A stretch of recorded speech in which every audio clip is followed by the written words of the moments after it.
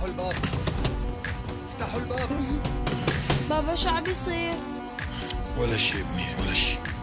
لا تخاف لا تخاف. يا سيد أحمد، افتح الباب من فضلك، تعاون معنا. شو عم يصير؟ ما بعرف بس لاقونا. شو رح تعمل هلا؟ بدنا نهرب. ايه يلا ابني. يلا بنعرف انك جوا. ليك انا هلا بفتح الباب وبلهيهم شوي ماشي، وانتم بتهربوا من الحديقه وبعدين لاقي شي طريقه. ايه بابا سيد على مهل.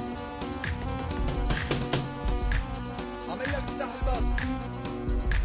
لك شو ناطرين؟ يلا بابا. يا سيد أحمد، بنعرف انك جوا، معك 5 دقايق لتستسلم. اطلع ولا تجبرنا لك تحمي البيت. بابا امشي، خلينا نهرب. يلا يلا شو ناطر؟ امشي.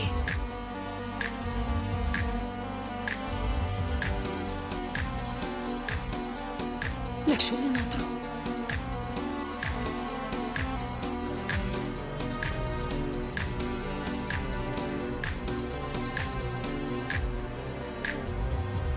انت كان معك حق. انا هلا ولا شيء، وبسبب لابني المشاكل وما بفكر بمستقبله. انا مو هذا اللي قصدته بحكي. يلا روحوا هلا. بابا شو قصدك؟ ابني فهمني شو اللي عملناه؟ لهيك وين صرنا هالوضع ما صح. بابا شو عم تقول انت؟ ابني يعني انا شو بقدر اقدم لك او شو قدمت لك اصلا لحد اليوم؟ فكر، جدك رح يحطك باحسن واحلى المدارس بالعالم، ورح تعيش بافخم الاماكن وتلعب وتنبسط. ليش لحتى تعيش معي؟ شو بدك بحياة الفقر يا روحي؟ بابا ليش انت عم تحكي هيك؟ ليش؟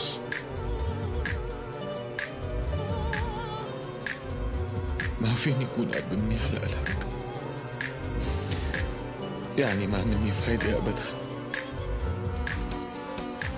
أمك كان معها حق تتركني لأني ما قدمت لها شي كمان.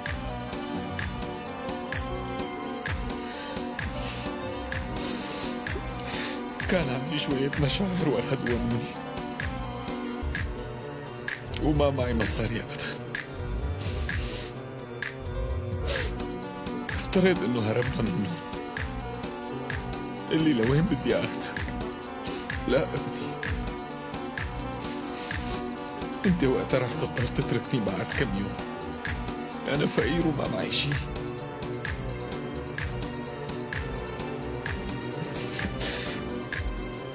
لهيك الأحسن تكون مع جدك.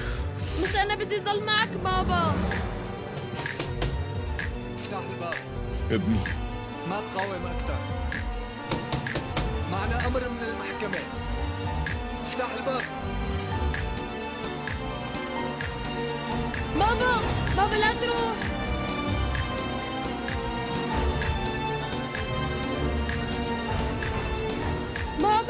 بابا بترجاك، إذا بتحبني بتضل. أنا بدي إياك.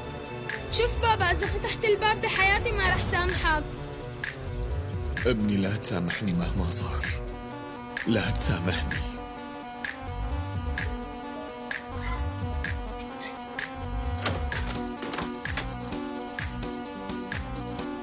أنت بويراس كارايل؟